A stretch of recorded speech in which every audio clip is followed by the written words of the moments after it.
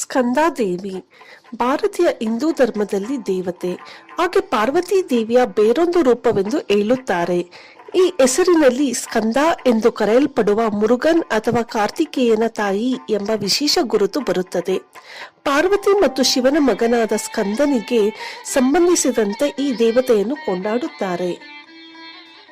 ಸ್ಕಂದದೇವಿ ಶೌರ್ಯ ಮತ್ತು ಶಕ್ತಿಯ ಪ್ರತೀಕವಾಗಿದ್ದಾಳೆ.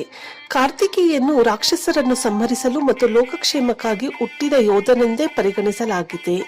ಈ ದೇವಿಯನ್ನು ಶಕ್ತಿ ಪೂಜೆಯಲ್ಲಿ ಪ್ರಮುಖವಾಗಿ ಸ್ತುತಿಸುತ್ತಾರೆ. ಇವಳು ಪಾಪಿಗಳನ್ನು ಸಂಹರಿಸಿ ಭಕ್ತರನ್ನು ಕಾಪಾಡುವ ಅನುಗ್ರಹ ಶಕ್ತಿ ಎಂದು ಪರಿಗಣಿಸಲಾಗುತ್ತದೆ. ದೇವಿಯನ್ನು ಮೌನಸ್ವಿನಿ ಎಂಬ ಹೆಸರುಗಳೊಂದಿಗೆ ಕೊಂಡಾಡುತ್ತಾರೆ.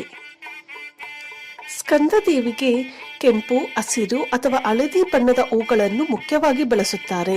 ಅಂದರೆ ಮೆಹಂದಿ ಹೂವು, ಜಾಸ್ವಂದ, ಚಂಪೆ ಹೂವನ್ನು ಬಳಸುತ್ತಾರೆ. ಸ್ಕಂದದೇವಿಗೆ ಜೇನುತುಪ್ಪ, ಸಕ್ಕರೆ ಮತ್ತು ಹಾಲು ಸೇರಿದ ಪ್ರಸಾದವನ್ನು ಸಮರ್ಥವಾಗಿ ಅರ್ಪಿಸಬಹುದು. ಸ್ಕಂದದೇವಿಯ ಪ್ರಿಯವಾದ ಬಣ್ಣ ಕೆಂಪು ಮತ್ತು ಹಸಿರು ಬಣ್ಣಗಳನ್ನು ಹೆಚ್ಚಾಗಿ ಇಚ್ಛಿಸುತ್ತಾಳೆ ಎಂದು ಶಕ್ತಿ ಪೂಜಾ ಪುರಾಣದಲ್ಲಿ ಹೇಳಲಾಗಿದೆ. ಕೆಂಪು ಬಣ್ಣವು ಶೌರ್ಯ, ಶಕ್ತಿ ಮತ್ತು ಧೈರ್ಯದ ಸಂಕೇತ. ಆಕೆ ಯೋಧನ ತಾಯಿ ಮತ್ತು ಪಾಪಿಗಳನ್ನು ಸಂಹರಿಸುವ ಶಕ್ತಿಯಾದ್ದರಿಂದ ಈ ಬಣ್ಣ ಆಕೆಗೆ ಅತ್ಯಂತ ಪ್ರಿಯವಾಗಿದೆ.